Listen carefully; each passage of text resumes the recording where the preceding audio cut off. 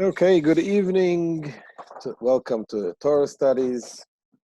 This week's Torah portion, Nitzavim, Vayelech, as we get ready for Rosh Hashanah. And the topic of discussion today is about we need to cherish the failures. The failures are also part of our journey forward. And we begin with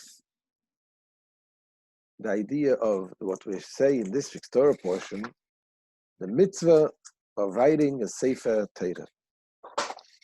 You all know the Sefer Torah is something that is treasured throughout Jewish life. The Sefer Torah has such importance. The people cherish the Torah like their lives. There's a story even in the Holocaust was a person that was not a believer, and when he came, he saw the Kristallnacht, the shuls burning. He jumped into the fire to go to save the Sefer Torah. Shows you that the Pintel Yid, the spark of a Jew, is a composer, A.B. Rottenberg, wrote really a beautiful, beautiful song about a Torah, a journey of a Torah that took place at the birth of the Torah in 1842, and a century-long career in the Kiev synagogue, and how it's survived the Holocaust and so on. In this song, he writes. I'm going to read what he writes in this song. There's three days a week. They're read from me out loud.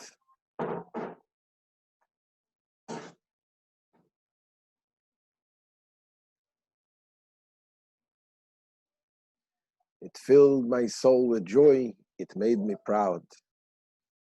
They followed each and every verse with fire in their eyes, the words that told them how to live their lives. I watched the generations come and go.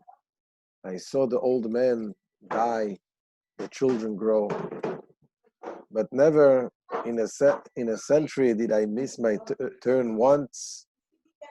For the fathers, they had left me with their sons. But why listen to me reading if we can hear him singing it? So I'm going to play this little part of this song. A.B. Rottenberg, in the song titled "The Place Where I Belong." This is just a small part of it. How beautiful. This is the Torah, our dear Torah. So in this week's Torah portion, we read the instruction that Hashem says to Moshe Rabbeinu, and Moshe telling it to the Jewish people, "Ve'ata kisvu lachem es hashira hazois ve'lamdo es bnei Yisrael." Now,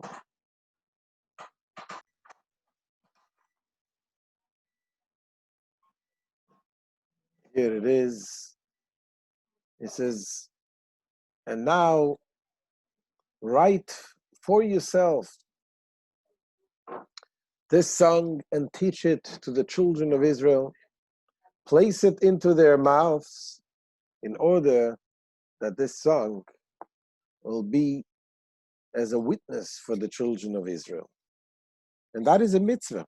It is a mitzvah to write that every single Jew must write a Sefer Torah. This is a mitzvah that we found. As a matter of fact, the Rambam writes that this mitzvah is literal. Let's read it inside the Rambam. He writes as follows.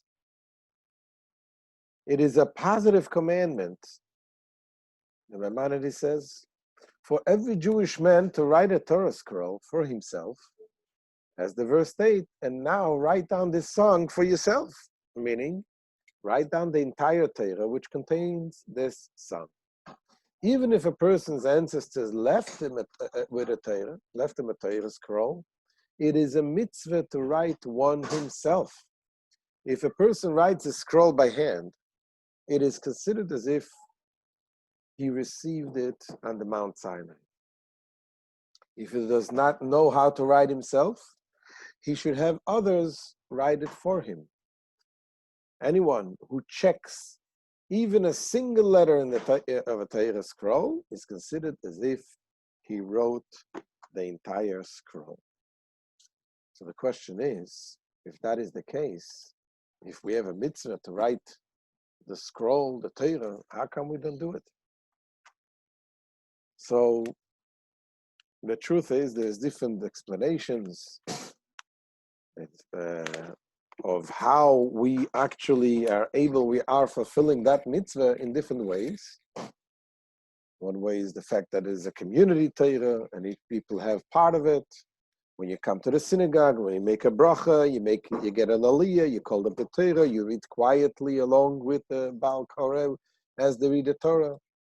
So those are things that makes it considered that as if at the moment this is your Torah. The Rebbe, however, also came out with writing the Torah campaign to write the Torahs about children, that each child and also adults, they should buy a letter and thereby together to have a Sefer Torah written and they have part in it. That's part of the mitzvah. And when we're talking about writing a Sefer Torah, there is a lot of laws, a lot of details how it's done. Just like any other laws, it has a lot of technical details. So to write the Sefer Torah is not so simple. It has to be with special parchment, and it has to be with special ink, the way it's written, the aesthetics of the Torah. There's also rules regarding the spaces between the letters, the space around each letter, and not only that, there's also rules about what the thoughts, the thoughts of the one who writes the Torah has to be the proper thinking, the proper thoughts, especially when they write the name of God in the Torah. There must be that they will have the right thoughts. That's why when anything you buy, a Sefer Torah, mezuzah, tefillin, you must know who you're buying it from, because it could be a Sefer Torah that looks perfect, but it has to have a level of trust, knowing who you're buying it from, that they did the proper things. So one of the rules in writing the Torah is what we want to focus tonight, is the rules of how many lines we're supposed to have in each column. And here comes the Maimonides and says, we're going to see it, we're going to look inside. So the Maimonides writes as follows. There are other practices which, though they are not mentioned in the Talmud, have been followed by scribes as tradition, transferred from generation to generation. One such tradition stipulates that the number of lines in each column not be less than 48 and nor exceed 60. You have to have, according to the Rambam, you have to have between 48 and 60 lines on each column. However, there is a dissenting opinion. This is Rabbi Yehuda Barcelona. The Tur writes, says Rabbi Yehuda Barcelona wrote that the number of lines per column should be at least 42. So that here we have the chart where you see they have according to the Rambam, the minimum lines per column is 48, maximum 60. According to Rabbi Yehuda of Barcelona, which the Torah brings down, he writes that 42 lines per column in the Torah. The maximum, they both agree that the maximum should be 60 lines. The question is, where do we take the number from? Yeah, though it says it's a custom, but where it must be a source. Where do they take the number? Why is it 42? Why is it 60? So there is an interesting explanation that is given it says in the Talmud, tractate Sofrim, and it says as follows. It says, each sheet of parchment must have no less than 3 columns and no more than 8. This is how many columns per sheet. Of course, the Torah scroll is made of many sheets that are sewed together. So it has to have at least 3 columns and no more than 8 columns. As the number of lines in each column, the various opinions are attributed as follows. 40 lines corresponding to the 42 journeys in the desert, and 60 lines corresponding to the 600,000 Jewish people. So there you go. Now you know the numbers, where the numbers come from. That you have 42 journeys in the desert, that the Jewish people, when they received the Torah, for 40 years they spent in the desert, and they had 42 journeys from place to place to place. So that is correspond. This is why we have, the way Rabbi Yehuda of Barcelona says, the 42 lines. And the maximum is 60 lines. 60 lines correspond to the 60 units of 10,000. In Hebrew, they have shishim ribu. Ribu is 10,000. 60 units of 10,000 is 600,000 Jews that we had in the time of the desert.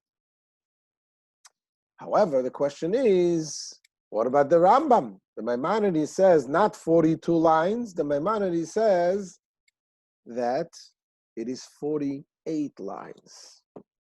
Why? Where does it take the number 48? So here we'll come to an interesting explanation. In order to get the explanation, we need to give an introduction about a different story that took place in the desert with the Jewish people, with the life and passing of Aaron, the brother of Moses. Aaron Cohen. Aaron Cohen, him and Moses and Aaron, they led the Jewish people for 40 years in the desert. And the last year, Aaron passed away. And he passed away, they call it by a kiss of God. Meaning Hashem told them to come in, and Moses was there, present, his son was present, and they saw how everything Hashem told them, take off the clothes and so on, close the eyes. It was something that Moses saw, and he was amazed, and he desired himself to have this type of death. It was like a death by a kiss of God. And when the Jewish people saw Moses, Aaron, and Elazar going up to the mountain, this was in a place called Hor Hahar, the mountain Hor, and they saw Moses coming down with Elazar, and Aaron is not coming down. They realized that he's gone, and they all mourned the death of Aaron. And in a way, they mourned the death of Aaron even more than they mourned the death of Moses himself later on. And why is that?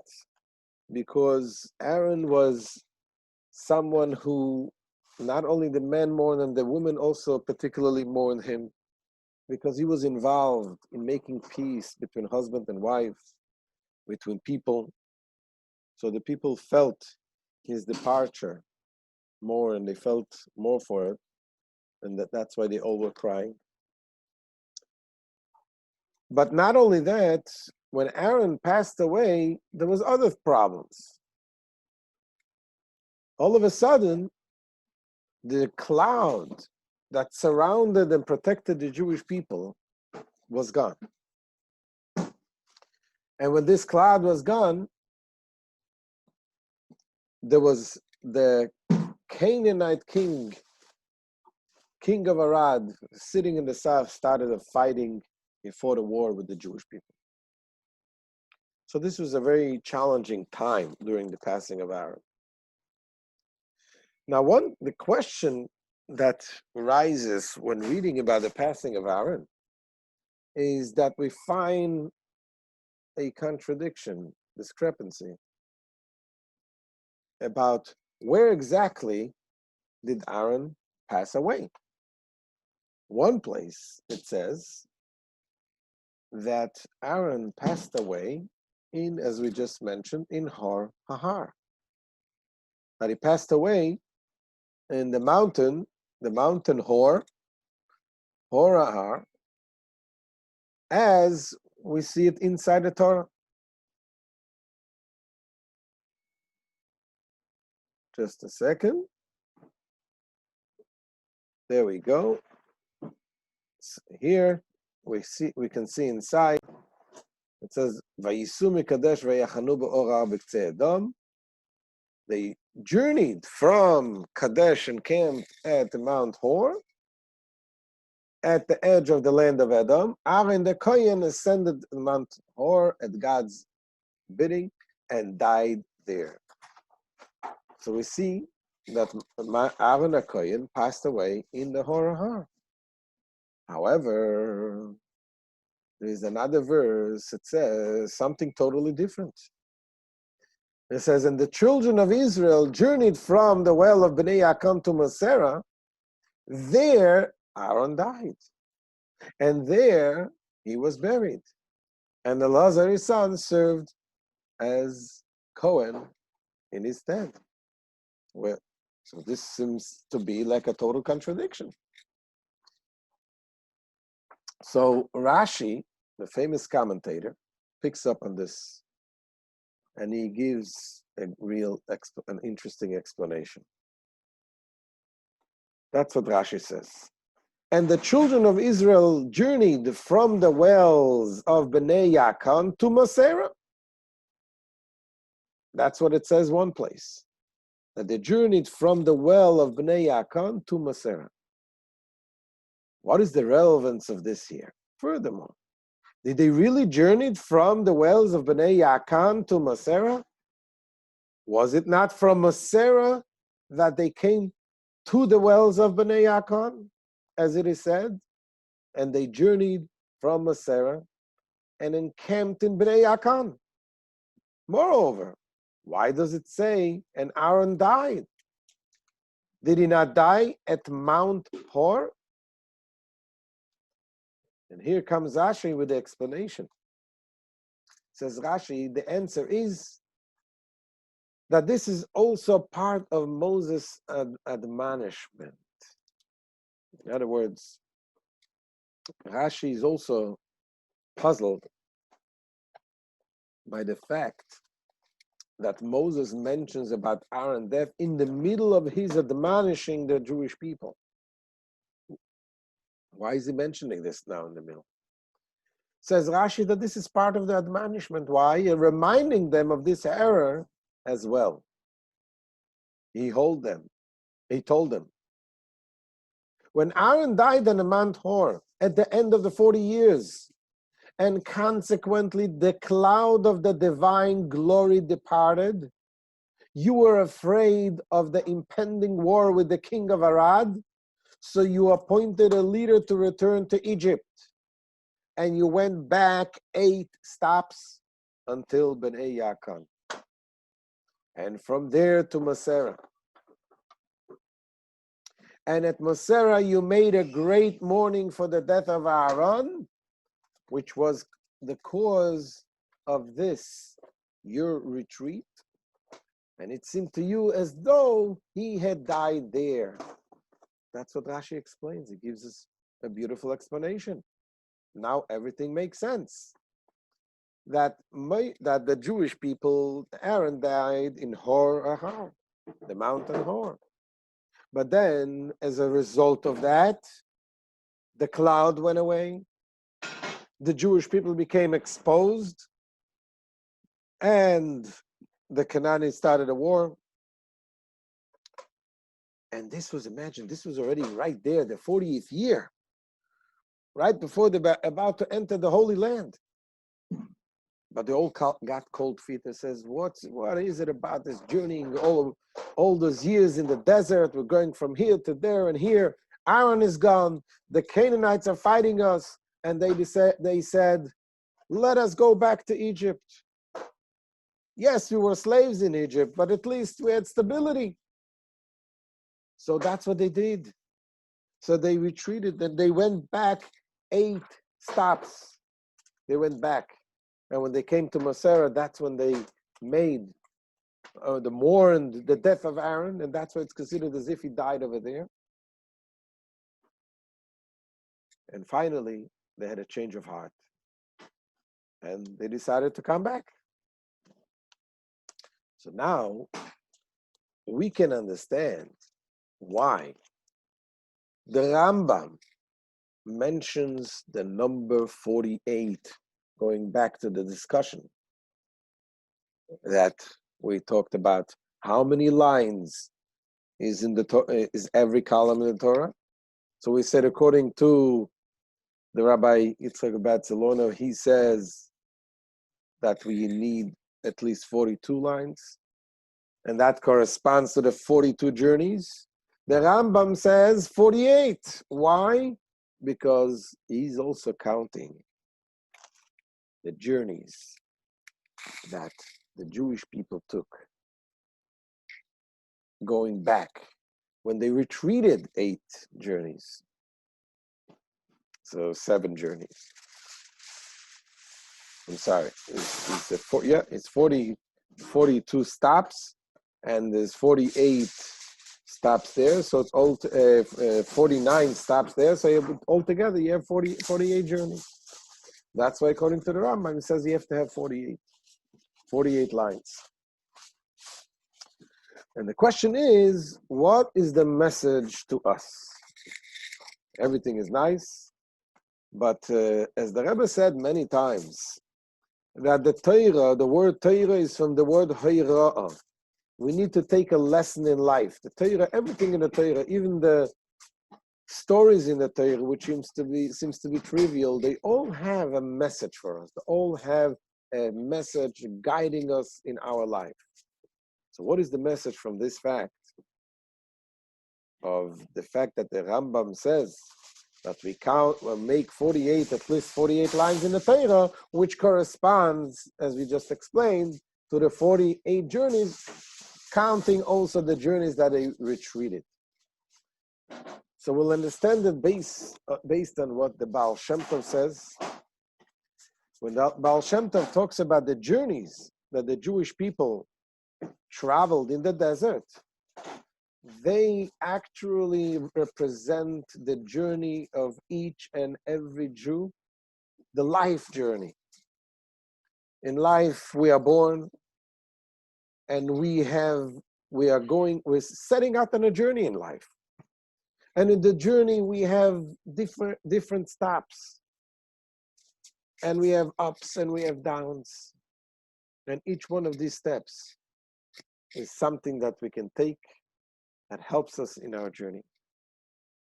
Let's see what the Baal Shem Tov says, or the Rebbe brings it down.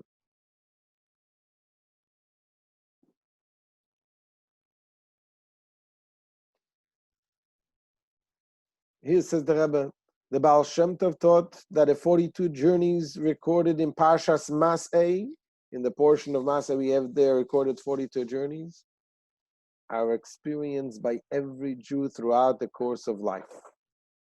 The exodus from Egypt is birth, followed by the rest of the journeys through life until one ultimately arrives at the supernal land of life, Eretz HaChaim. And in these journeys, as we said, not always is it rosy. Not always is it easy. So one might think, because throughout these journeys that the Jewish people traveled in the desert, they had many of them very pleasant journeys, serving Hashem, eating the manna, studying the Torah, receiving the Torah, and all of the good things, building the temple, building the Mishkan, and so on. However, there were some stops and some journeys there that was not so rosy, was problematic. They had the sin of the golden calf.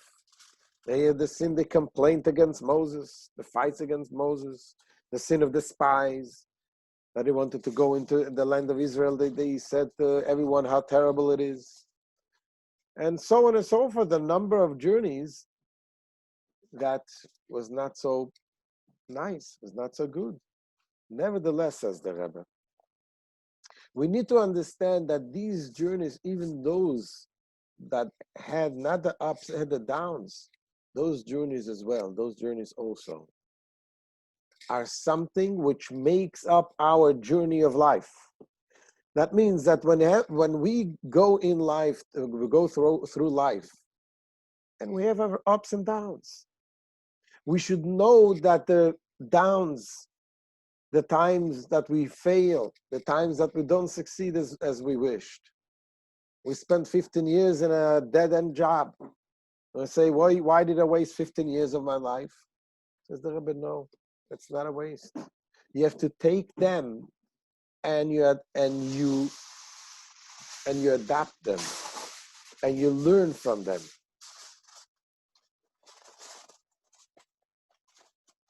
Let's see how the Rebbe says it inside.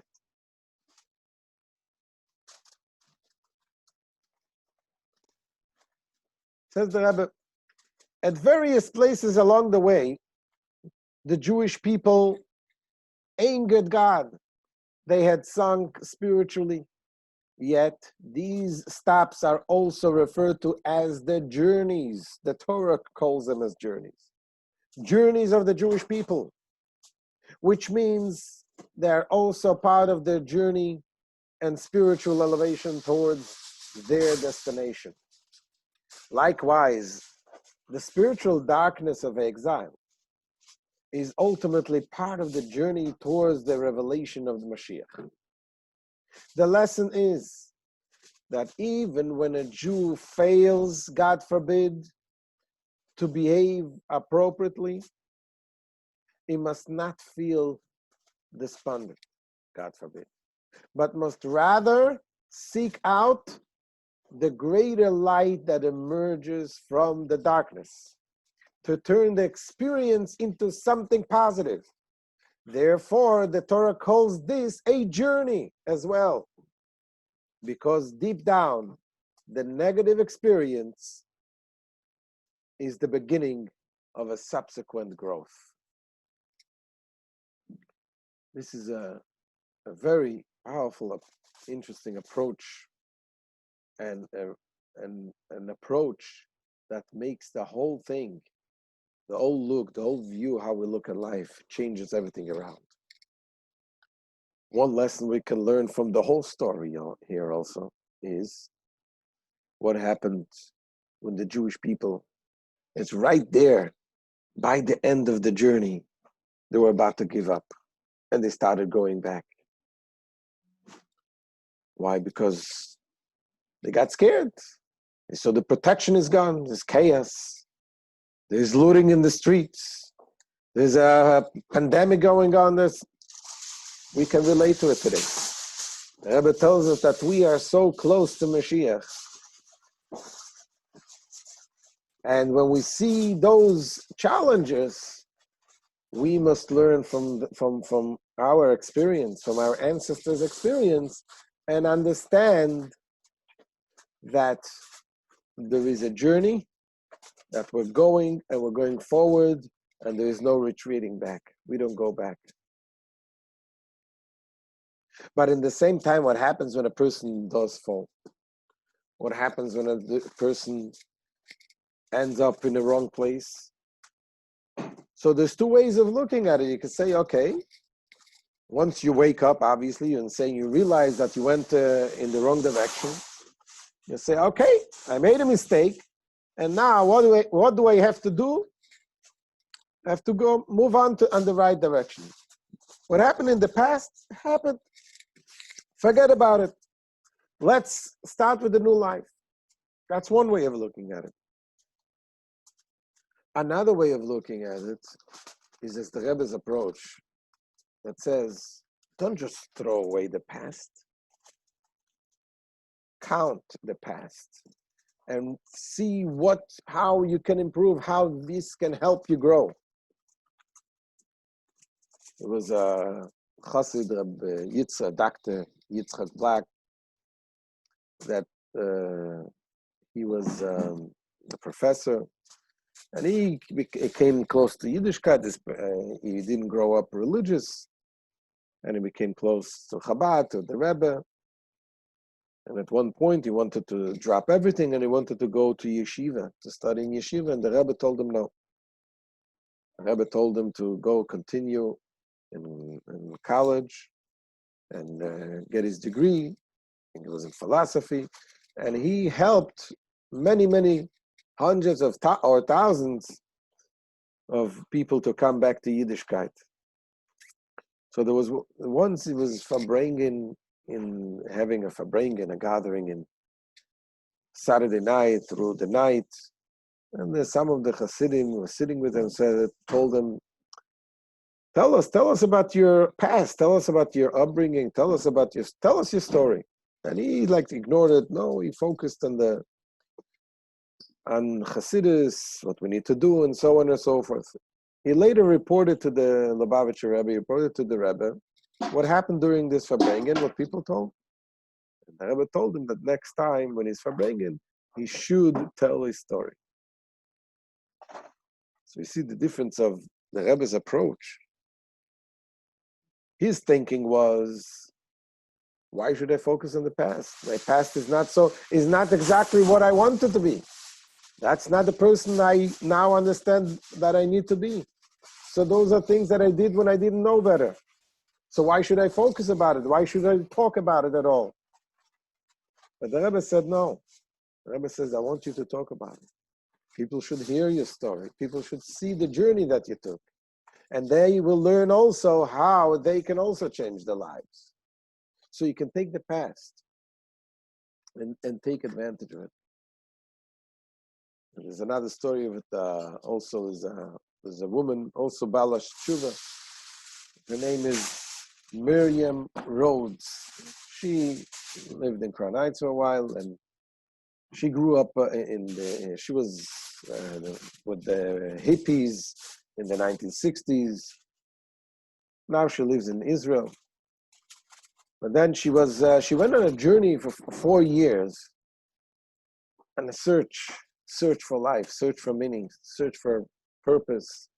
And she went through all kinds of cults and idol worship and pagan practices, everything. She went through until she ended up coming to Crown Heights to the Rebbe in 1974. She was there for Passover, and she stayed there. She found herself. She found the truth. She realized this is the truth. So then she decided she's going to write a letter to the Rebbe, and she wanted to tell the Rebbe everything.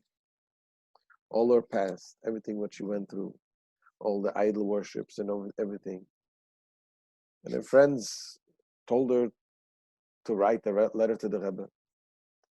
And she was expecting, as her friends told her, that the Rebbe would guide her how to purify herself from all of these negativity, all of this idol worship, all of these not good things.